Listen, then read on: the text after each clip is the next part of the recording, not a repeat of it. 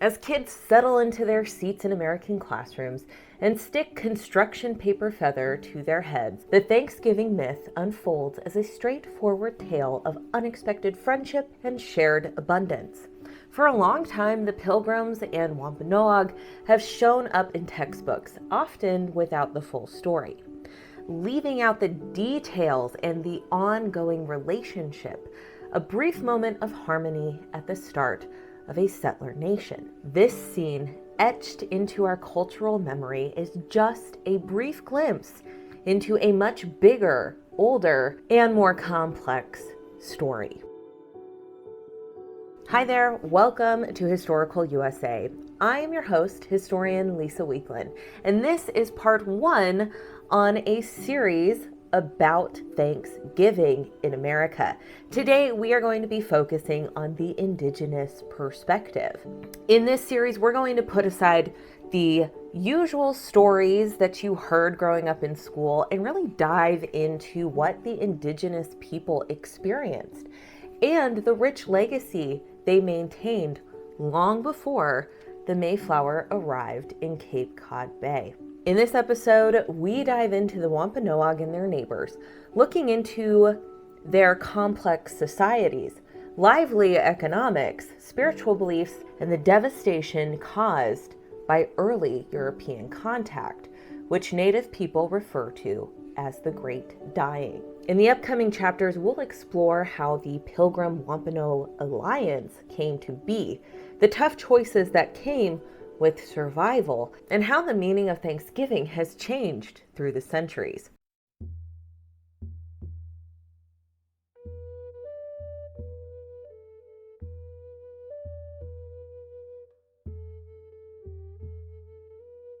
Now let's take a look back to the moment before European colonists arrived, before devastating epidemics, and before broken treaties. Imagine a world filled with purpose, order, a sense of belonging, where each new day greeted those who referred to themselves as the people of the dawn, the Wampanoag. For more than 10,000 years, the area we now call Massachusetts and Rhode Island has been and still is Wampanoag country. There's a lot of archaeological and oral history that shows there were villages at Aquana on modern-day Martha's Vineyard and all along the south coast of Cape Cod and nearby islands. In this place, the forests, rivers, created a natural rhythm throughout the seasons, planting, fishing, hunting, gathering, and celebrating. Wampanoag, which translates to people of the first light, were actually quite connected and not isolated at all. They were part of a diverse group of Algonquin-speaking peoples, like the Massachusetts, Nauset, and Narragansett to the west, each having their own languages, communities, and family ties. In the 16th century, there were about 12,000 Wampanoag people living in over 40 villages, surrounded by hundreds of thousands of neighbors in the area. Places like Patuxet, which we now call Plymouth, along with Pokanoket and Mashpee, really shaped the area. Actually, it's a common misconception that Native Americans were just primitive. In reality, they had settled permanent and well-organized communities.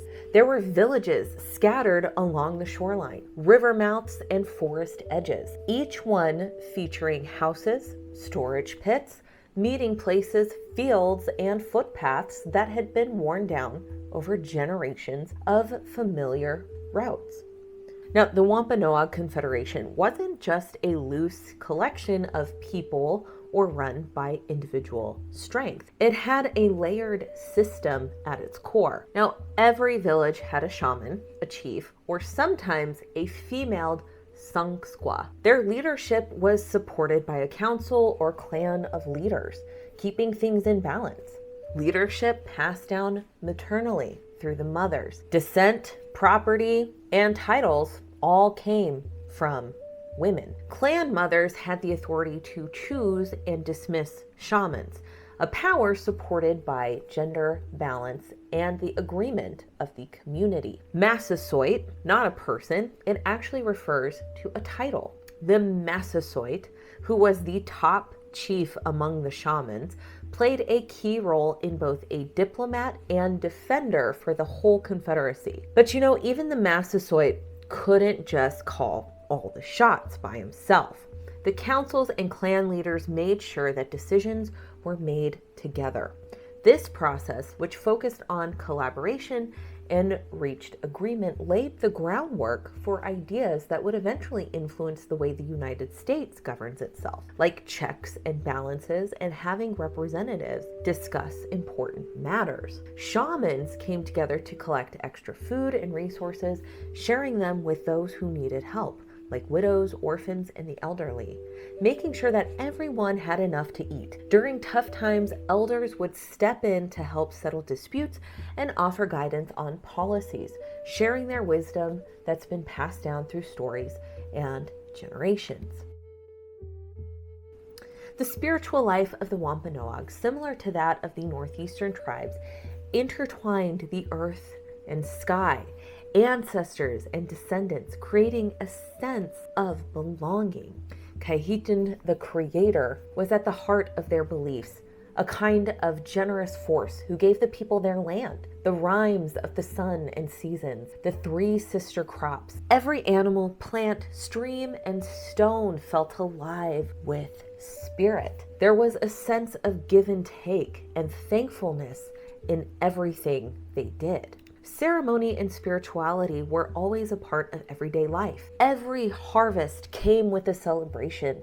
Green corn in late summer, cranberry day in the fall, and strawberry Thanksgiving when spring first started to show its beautiful colors. These get-togethers featured lots of food, drumming, storytelling, sacred dances, and the generous sharing of personal items with those in need, showing how the community connects and cares for the world around them. The powwow, which used to refer to a spiritual leader or healer, is now often just the name for a tribal gathering.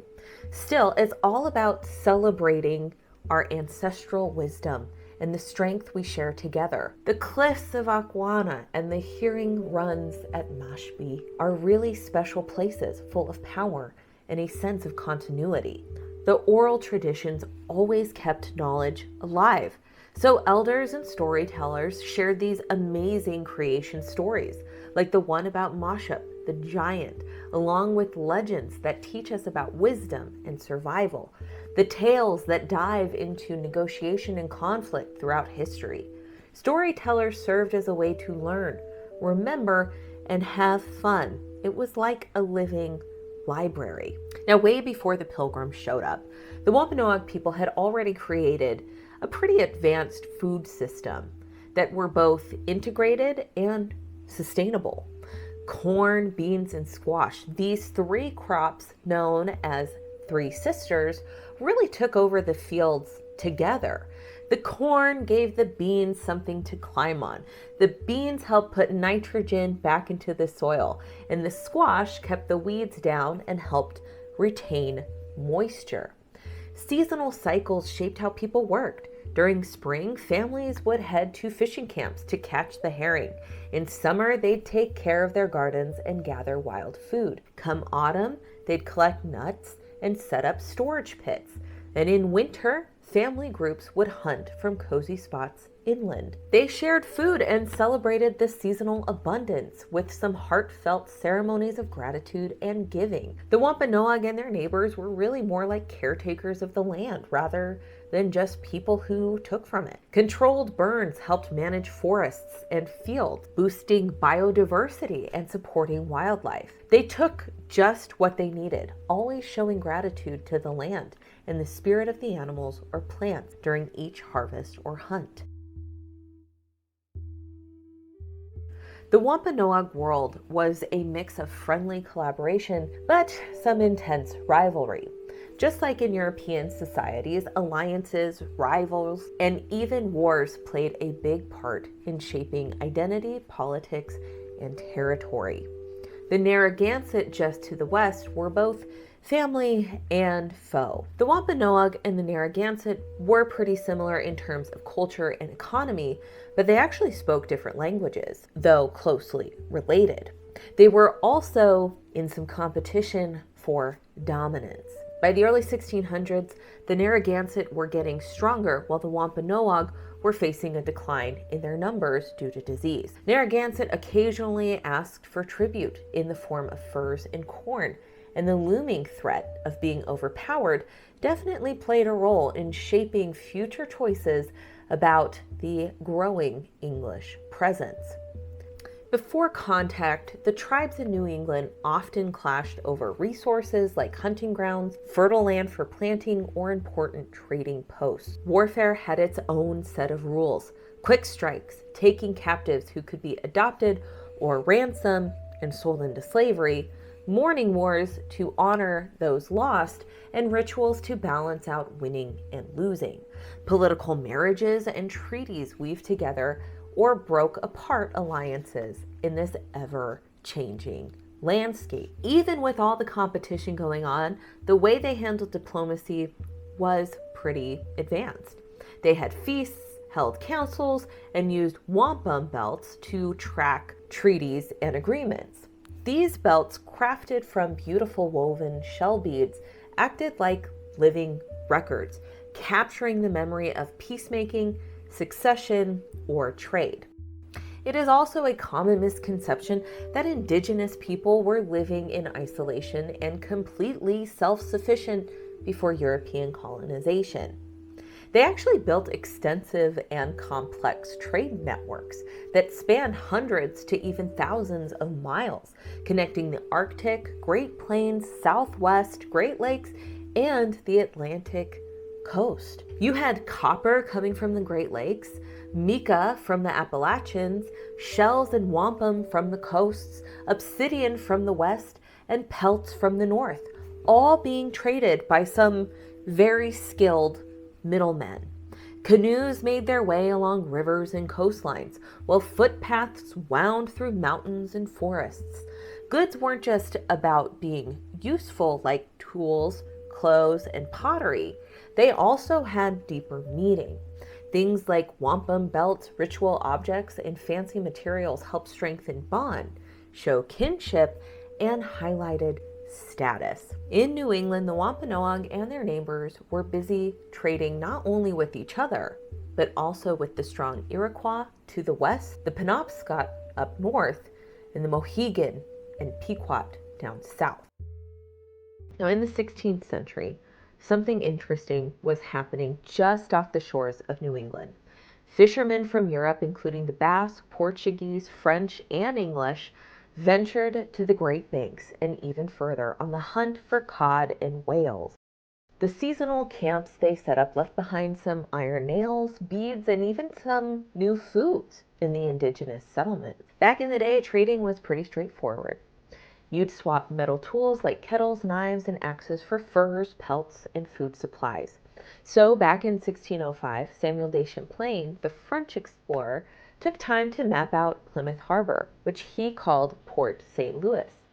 During his visit to Patuxent, he noted a bustling Wampanoag settlement that might have had around 12,000 people living there. At the same time, European slave raiders started capturing indigenous people from coastal villages.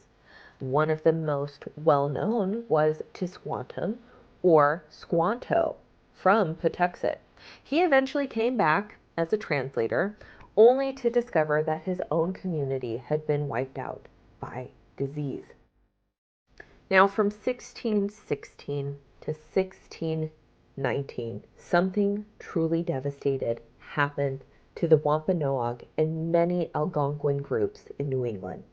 This event is remembered in history by Native communities as the Great Dying. Now, today, people are still speculating what exactly caused this. So there were European fishermen and traders who may ended up bringing an unknown pathogen with them.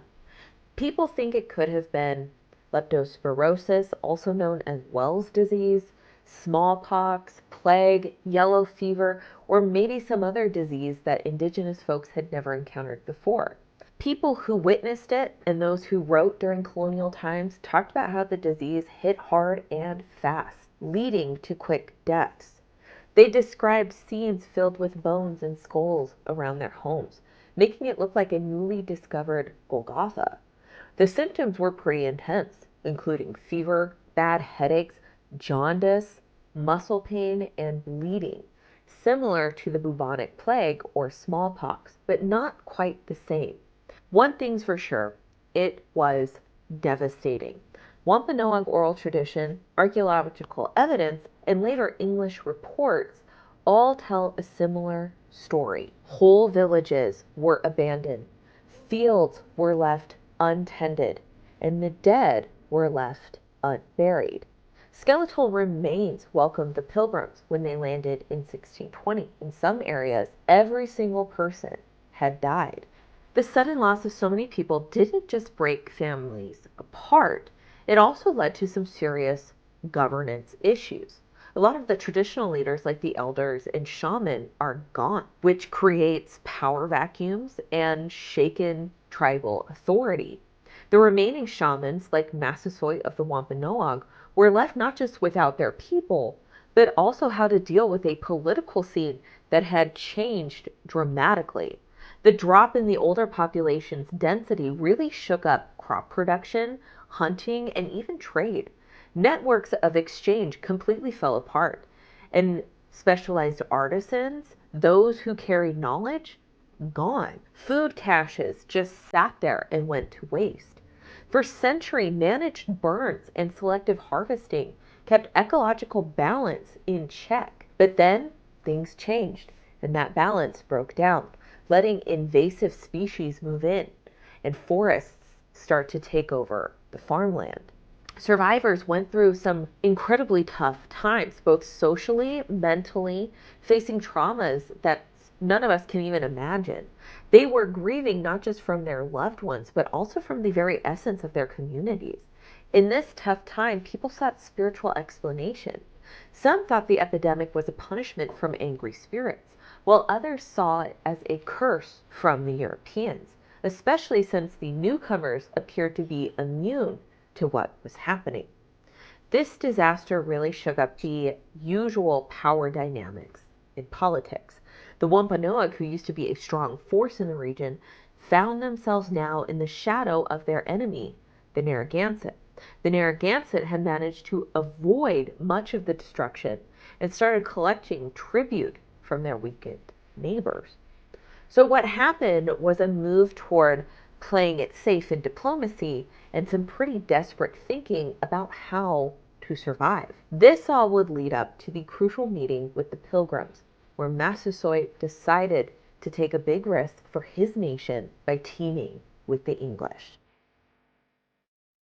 In the next episode, we are going to dig into the Pilgrims' perspective, how they ended up on the shores of Massachusetts, and what was the first Thanksgiving really like. I will see you all in the next episode. Thank you so much for watching. As always, please like, share, and comment your thoughts below, and I will see you in the next episode.